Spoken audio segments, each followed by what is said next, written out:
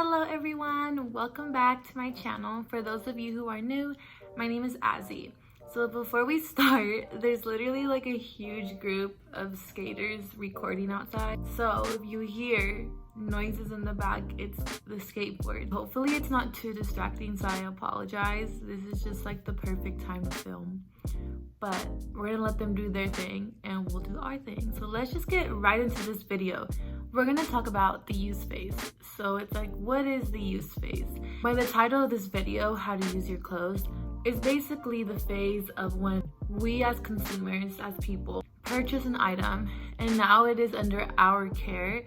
So we're the ones that have to do the maintenance and use our clothing. The interesting thing about this phase is that I don't think that many of us are aware, including myself. I was aware, but I feel like after really diving into this topic, I found out that most of the environmental, oh my goodness, I'm like hiccuping every time I try to say this.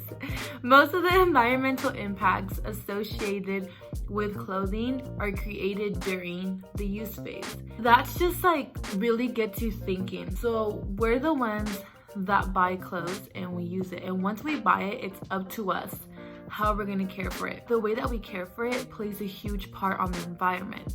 So being aware of that is very important, but also just gets us thinking like, so what can we do, or how can we use and care for our clothes to avoid early disposal and just avoid increasing the amount of trash in the landfills and just the incineration of clothing. And this sounds very technical, but I swear this is gonna be a fun topic, guys. I swear, just trust me. But basically, that was kind of a long introduction. With all that being said, I'm gonna go ahead and give you guys tips on the best way to use your clothes to reduce the environmental impact and just to make your clothes last longer. Like, who wouldn't want their favorite pieces of clothing to last longer? So tip number one is your care routine. Try to develop a care routine for your clothing that uses the least amount of water and electricity as possible. And I know this might sound like a little too much, but what I mean by this, like, you don't have to completely stop washing and drying your clothes, but just be aware of how many times you're washing and drying your clothes. The chemicals used in detergents and just all the whole washing process and drying process really plays a huge part into the environmental impact. So trying to reduce that as much as possible. And what this can look like is as simple as air drying your clothes, and also just paying attention to the labels on your clothing as in how they should be washed so that they last longer.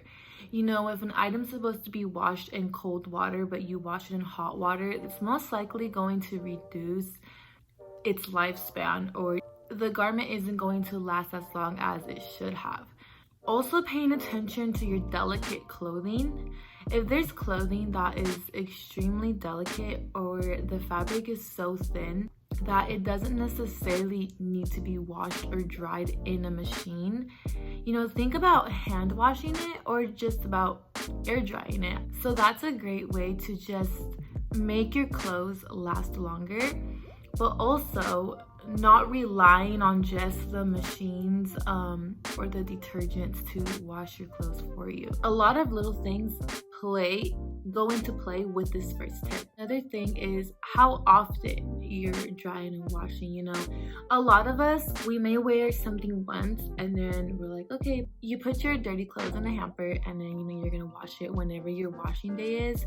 And I think before putting it in the hamper, really looking at your item and observing it, like, does it have any stains on it? Like, you know, did I get it dirty? Does it smell? Anything like that. And if it doesn't, if it basically looks like the way that it was before you wore it, like it still smells nice, there's no like sweat stains or anything or food stains, then you can just hang that item back up, you know. And this might, some people may not like this, you know, because you wore something once and you're in it all day.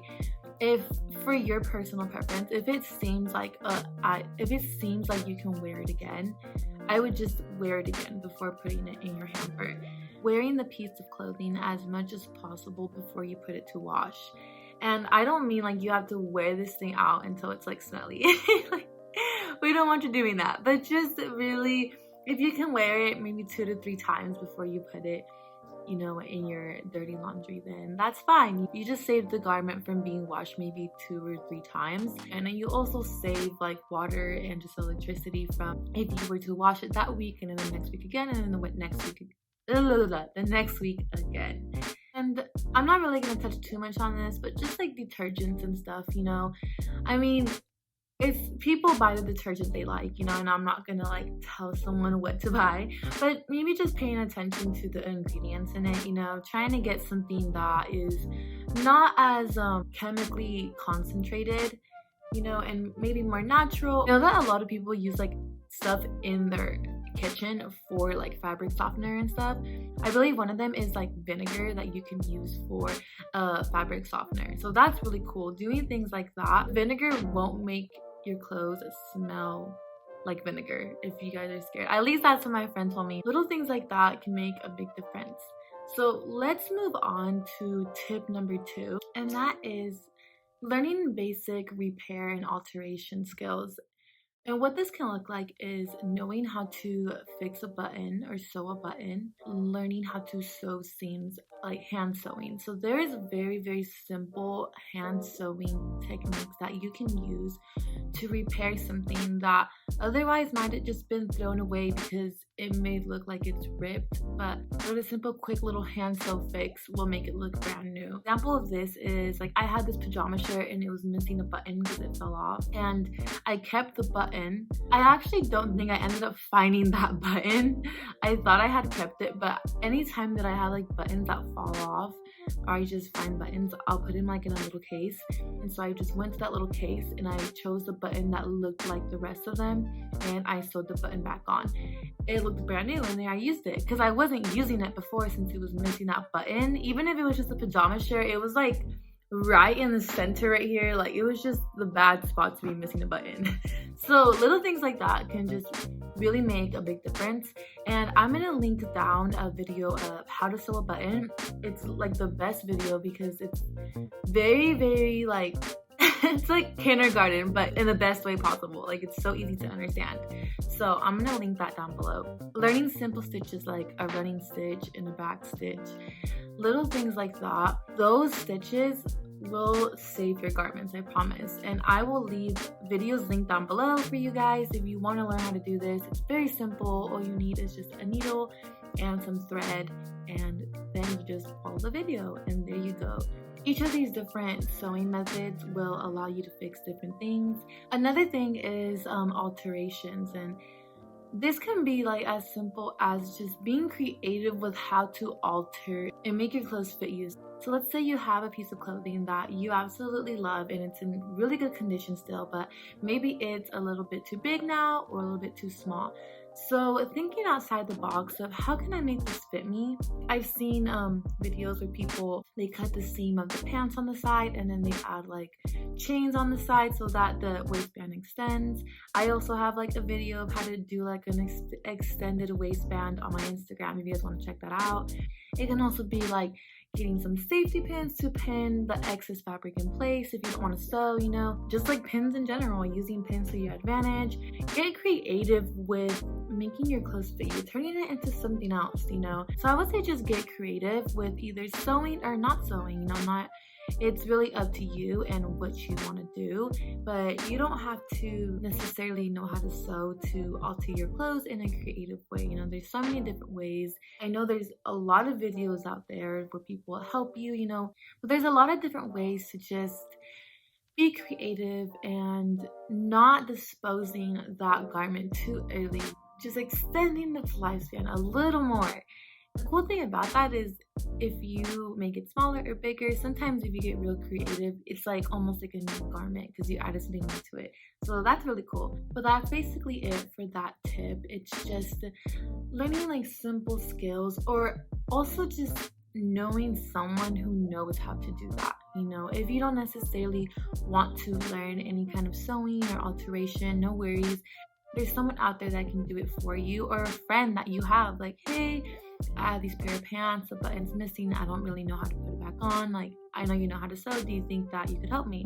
Reaching out to people that do know how, and they can help you with that. So tip number 3, and this is going to be my last tip, is avoiding early disposal. So the disposal is the end of the garment's life cycle. This is where it can just really make a difference on what you do and how you dispose your clothing. I just did like a closet clean out, as you guys saw, and I didn't throw anything away in the actual trash. I donated a couple items, not too many, because I know also with that, you know, it's like still kind of sitting there. You don't necessarily know if it's going to be bought, so there's still kind of some pros and cons, just like everything else. But I would say that donating is better than just throwing your garment away in the trash. Other things that you can do is you can have a yard sale if you have a lot of things to get rid of. There's a lot of stores also that buy your clothing, like they want your clothing, so they buy it from you. I know like Crossroads does that. A lot of other stores do. There's things like that that you can do to make money. Obviously, you can post it on any kind of selling site like Depop or on Instagram, you know, on your story, like, hey, I'm getting rid of some clothes. I'm selling it for $5 a piece. Like, if you're interested, let me know.